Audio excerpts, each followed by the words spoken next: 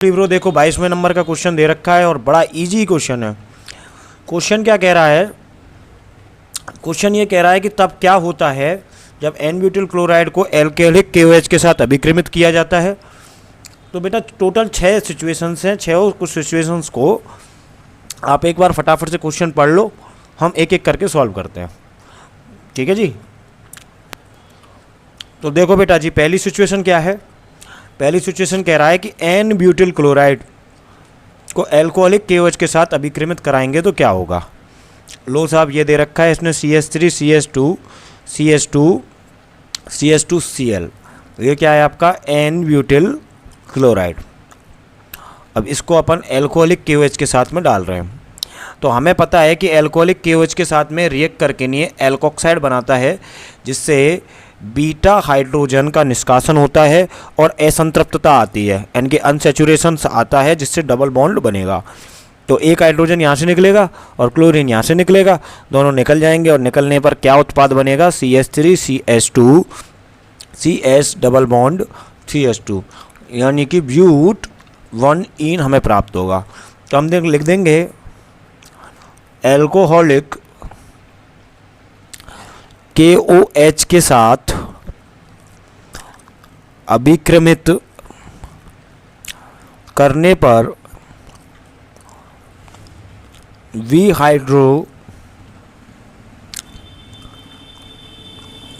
हैलोजनन अभिक्रिया के परिणाम स्वरूप ब्यूट 1 इन का निर्माण होगा। दूसरा कह रहा है कि अगर ब्रोमोबेंजीन की अभिक्रिया शुष्क ईथर की उपस्थिति में मैग्नीशियम से कराई जाए तो क्या बनेगा। देखो ये तो हमारी जो रिएक्शन है वो हमारी ग्रिग्नार्ड अभिकर्मक बनाने की रिएक्शन है।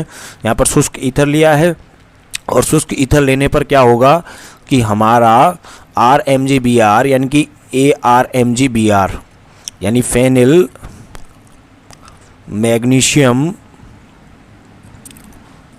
ब्रोमाइड का निर्माण होगा। तो लिख देंगे इसमें शुष्क ईथर की उपस्थिति में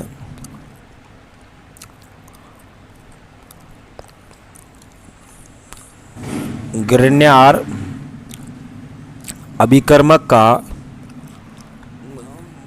प्रयोग करने ग्रिग्नार्ड अभिकर्मक का निर्माण होता है। देखो भैया तीसरा क्या है? तीसरा कह रहा है कि क्लोरोबेंजीन का, ये जो क्लोरोबेंजीन है इसका जल अपघटन क्यों नहीं होता। देखो भाई क्लोरोबेंजीन को हटाने के लिए यहाँ पर अनुनाद शामिल है इस रिएक्शन में, और अनुनाद के द्वारा Cl बहुत ज़्यादा स्थायी है और जो जल है उसका pH वैल्यू इतना नहीं है कि उसकी एसिडिटी बेसिसिटी इतनी ज़्यादा नहीं है कि वह यहाँ से क्लोरीन को हटा पाए। तो इसमें होता क्या है कि सामान्य परिस्थितियों में कोई उत्पाद प्राप्त नहीं होगा, लेकिन अगर असामान्य परिस्थिति करें तो हो जाएगा। ठीक है जी, ध्यान से समझना है इस बात को। तो हम क्या लिखेंगे? क्लोरोबेंजीन का जल अपघटन सामान्य परिस्थितियों में संभव नहीं है, अतः कोई उत्पाद नहीं बनेगा। चौथा देखो, चौथा क्या कह रहा है?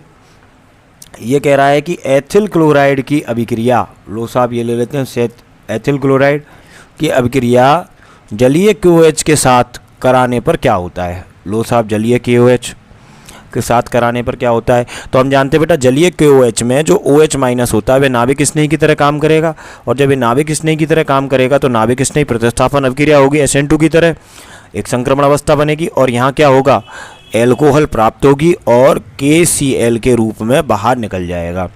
तो हम क्या लिखेंगे, हाँ नाभिक स्नेही प्रतिस्थापन अभिक्रिया के फलस्वरूप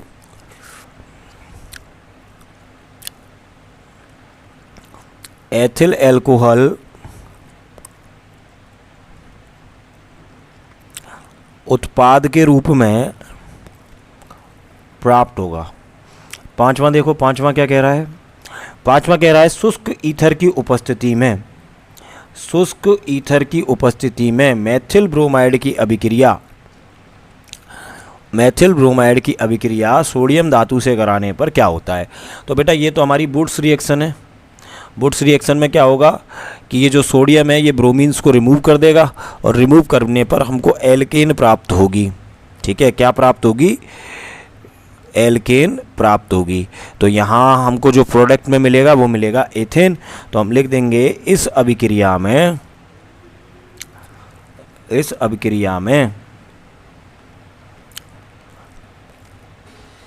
वुड्स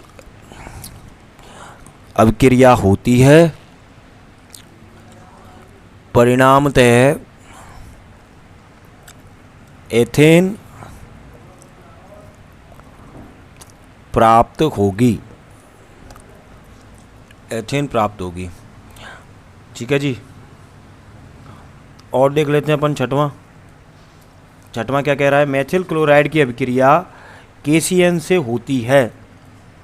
हाँ जी, मेथिल क्लोराइड की अभिक्रिया KCN से होती है, क्यों नहीं होती। अब यहाँ KCN में देखना K साइनाइड माइनस के रूप में टूटेगा K प्लस के रूप में, और यहाँ हमको प्राप्त होगा CH3CN।